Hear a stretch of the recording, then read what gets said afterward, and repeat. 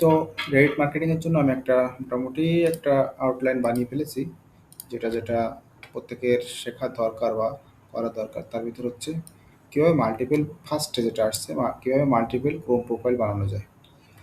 তো সেটাই দেখাচ্ছি, খুব ইজি একটা পার্ট।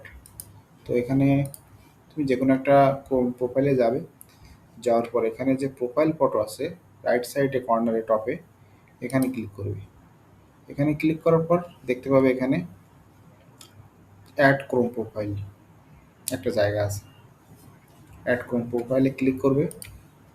ক্লিক করার পরে এখানে দুটো অপশন আছে, sign in and sign out. তো সাইন আউট ভাবেই অ্যাকাউন্টগুলো তৈরি করতে হবে।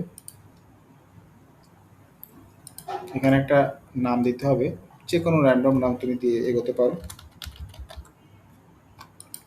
তো আমি এখানে রেডিট মার্কেটিং দিচ্ছি। আর এখানে একটা প্রোফাইল ফটো দিতে হবে, যেটা অ্যাভাটার আর কি, যে কোনো কিছু র্যান্ডম দিয়ে দাও। ওকে, দেন ডান, প্রোফাইল রেডি। তো প্রোফাইল যখন রেডি হয়ে গেছে, এবার প্রোফাইল ক্লিনের সিস্টেমটা দেখিয়ে দিচ্ছি, কীভাবে পুরো হিস্টোরিটা ক্লিন করা যায় কাজের জন্য, প্রস্তুত করার জন্য। তো সেক্ষেত্রে প্রথম কিবোর্ডের কন্ট্রোল শিফট ডিলিট প্রেস করে এখানে মোর সেকশনে গিয়ে অল টাইম সিলেক্ট করো। তারপর এখানে শো মোরে গিয়ে এখানে এই তিনটে যে অপশান আছে চেকমার্ক দিয়ে দাও, then delete from this device দাও।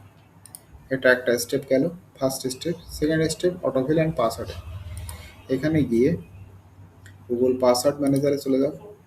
গুগল পাসওয়ার্ড ম্যানেজারে গিয়ে এখান দিয়ে লেফট সাইডে দেখো সেটিংস বলে একটা জায়গা আছে। সেটিংসে গিয়ে তিনটে অপশন পাবে, তিনটেই অন করা, তিনটেই অফ করতে হবে। ওকে, দেন এগেইন এটা কেটে দিলাম। গুগল পাসওয়ার্ড সেকশনে আমরা ছিলাম, এবার পেমেন্ট মেথড সেকশনে যাব। এগুলো অফ করে দেবো, সেম প্রত্যেকটা অফ করতে হবে। অ্যাড্রেস অ্যান্ড মোর সেকশনে যাবো, এটা অফ করে দেবো। এইবার যখন আমি ক্রোমের ডাটাটা ক্লিন করব কন্ট্রোল শিফট ডিলিট প্রেস করে, তখন আমার পুরো ডাটাটাই ক্লিন হয়ে যাবে। এবার তুমি মোটামুটি ক্রোমটা কাজ করার জন্য এখন উপযোগী।